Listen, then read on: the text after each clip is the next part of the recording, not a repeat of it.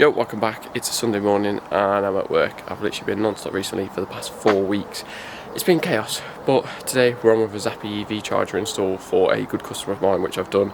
A new fuse board, a new kitchen, new hallway, rewired the lights, rewired bathrooms, pretty much rewired the majority of the house of the east side, not the west side. So we'll probably be moving on to the west side when they move on to renovating that side, but they actually want to sort this side, start living in it, and then move on to that side. But I'll spin you around and show you what we're installing. We've got a meter cupboard there. The old fuse board here was up there, as you would have seen on previous videos. I put a brand new one the other side of the wall, hence all the cables coming through. None of them cables are live, but we're going to basically make that old fuse board redundant and use that as a junction box to extend all the old circuits. There's only 5 into the new one. I've already poked through a 4mm twin through the wall, so we're just going to be Wago boxing onto that. Please don't fall over. Shout out to Strike, Tom from Strike in Walsall. Massively saved the day. In here we've got some linen clips, some jelly crimps here, and some 25mm stuffing glands, black, ready for EV Ultra. And then also in my van, he's given me, well, I bought some EV Ultra. So 4mm EV Ultra with the twin DC cable in there, ready for the connection for the CT clamp. If you do need anything and you're in Walsall or that area, then holler him, he will sort you out some good prices.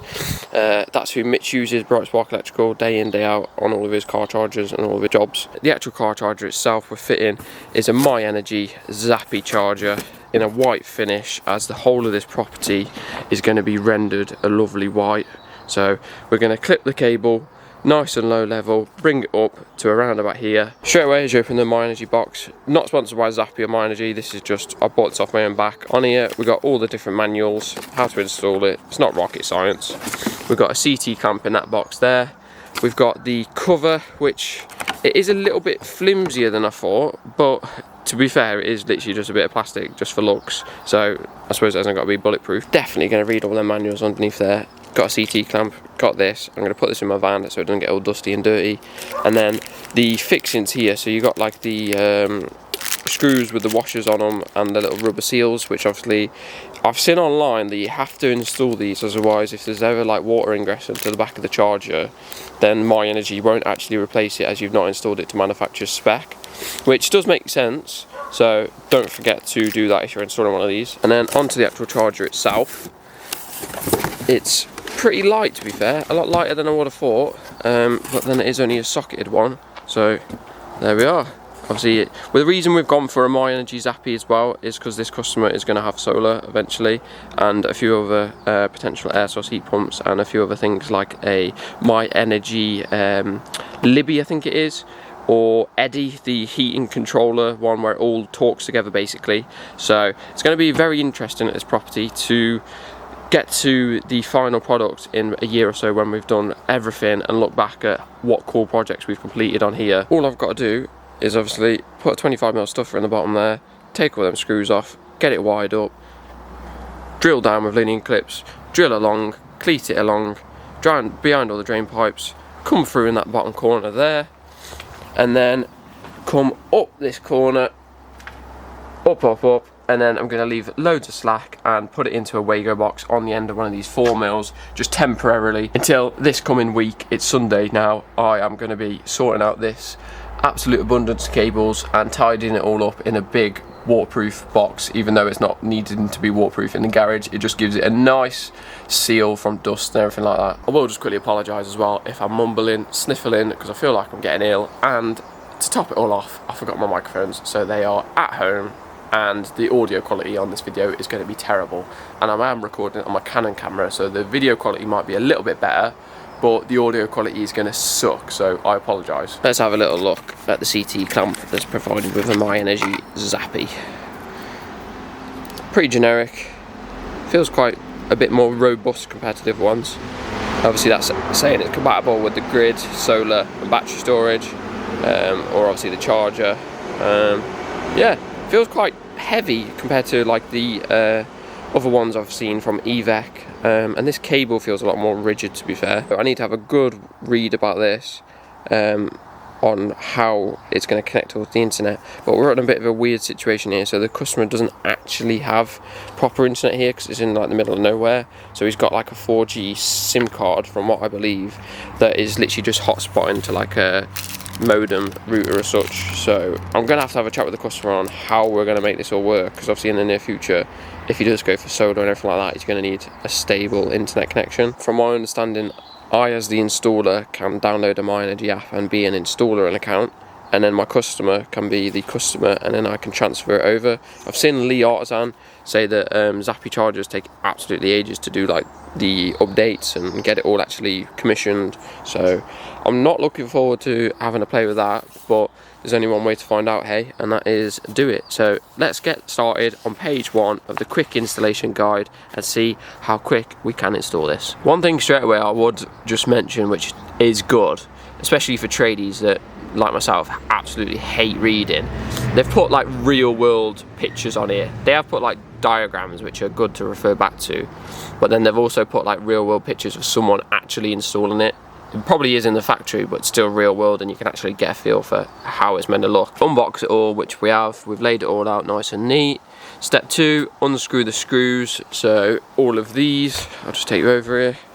So all of them, so we'll get them off, and then it's saying undo the ribbon cable, which is basically goes from the motherboard to this front to make this LCD screen work. And that's the ribbon unclipped. It was literally just give it a little wiggle and it comes straight out. So now we are left with all of this attached. So it's a bit like similar to the EVEX. I'm just going to get like a paper bag or polystyrene bag and just cover that up so it doesn't get smashed up. And then we'll have a look at doing the knockouts for fixing it to the wall, obviously getting the right height, and then we are here going to do rear entry. So not rear entry, bottom entry. So I need to drill a 25mm stuffer in there and put a IP65 waterproof gland in. Next step is going to be unravel and cut the cable ties off that, so we can just lay it round so we know where's what. Then we're going to get this mounted on the wall.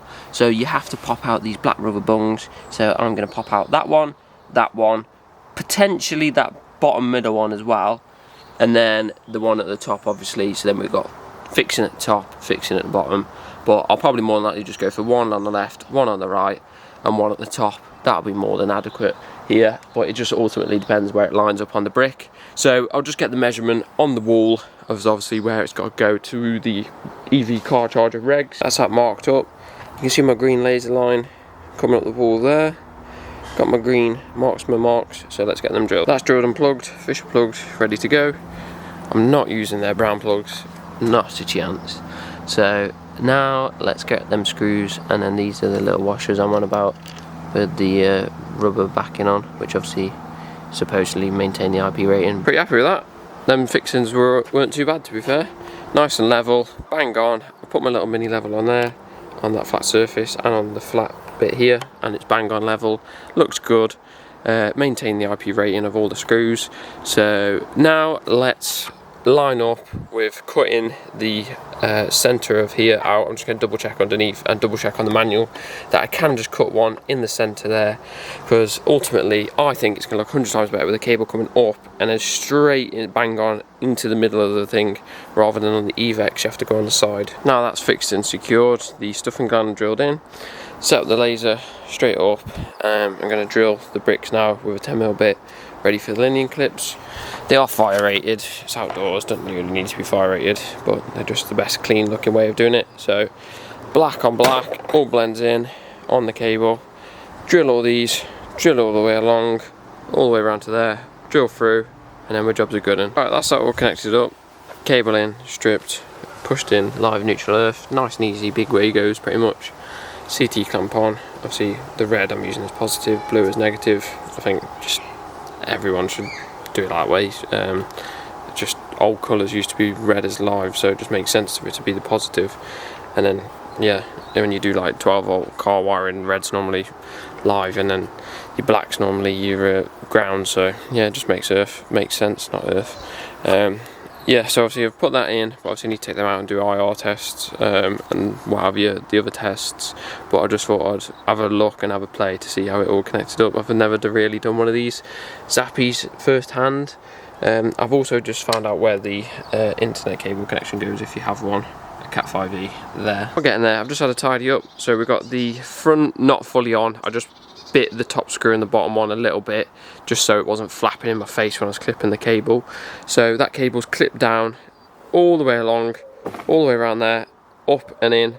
I've not clipped it to these tiles. Oh, I need to trip over my Hoover then.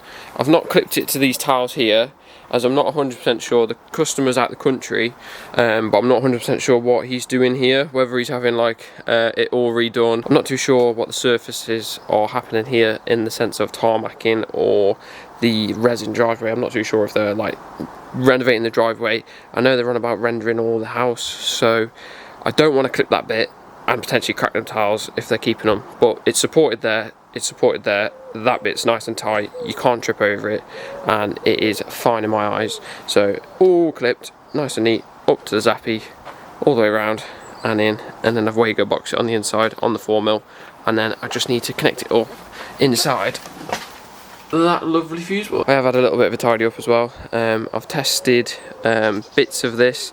I just need to take it back off now and do a few more tests. Well, I missed that. Yeah, I turned it on and it absolutely played a wonderful tune. It was a bit like the Makita drill battery chargers, which Makita, bleh, gross. But straight up, right, setup wizard. So let's set all this up and let's actually follow the instructions. Literally about a minute or so later, we're done. Everything's all done. The only thing that I haven't done is obviously linked it up with the app, as we're not too sure about the customer situation with the Wi-Fi here and he's out the country. So yeah, he can now charge his Tesla, I presume just manually, by manually enabling it, or if it's during the off-peak hours, then it'll work. So jobs are good, and really it's going to work. Just got a few more tests to do with the EV adapter and the Mega, and then yeah, we're good to go really. And then as soon as he comes back in the country, I can pop back, show him how to use it, set up the customer's app, set up everything else, and we'll have a chat about the linking up to the Wi-Fi and how we're going to make that work. So realistically, nice, simple, easy charger. The only thing I am going to quickly do is give it a quick wipe, give the Wave cable a quick wipe, and then I'm going to put on the nice front, which is the white plastic front. So we'll have a look at the final product in a minute. One quick thing to mention as well, it does say on the sticker here, so check all main terminals are to torque to 1.2. So I did that, and then obviously when you're putting these screws on, it says about torquing them up as well to 1.2. So I did that. Ensure the ribbon is correctly sealed and pushed on the front cover, which it is. All cables must be using IP65 glands. I'm using IP68 ones, so even better. They can't say I've done that wrong.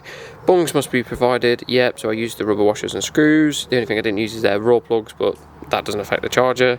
Only use fixings provided. Finished product, all done, all tested. Jobs are good and looking nice. Personally, I prefer the black front on the Zappy. I think it looks a bit better, but I totally understand this customer's got white windows and they're rendering the whole house white, so they just want it to be sleek and blend in.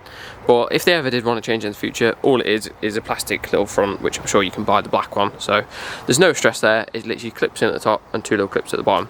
But overall, really happy with this little job here. Obviously there's not a lot we could do there, but like I say, it's only temporary, and then it's going to be coming off, rendered, and then coming back on. So yeah, I can rejig it once I know exactly what the customer's doing. But the main thing is, when he comes back in a couple of days, he can now charge his Tesla from here rather than going to a super fast one at Starbucks and getting charged an absolute fortune. I'm going to leave that video here. Thanks for watching. It was a nice little short snappy video of just me on a Sunday smashing out a Zappy charger. There's loads more cool projects in the pipeline.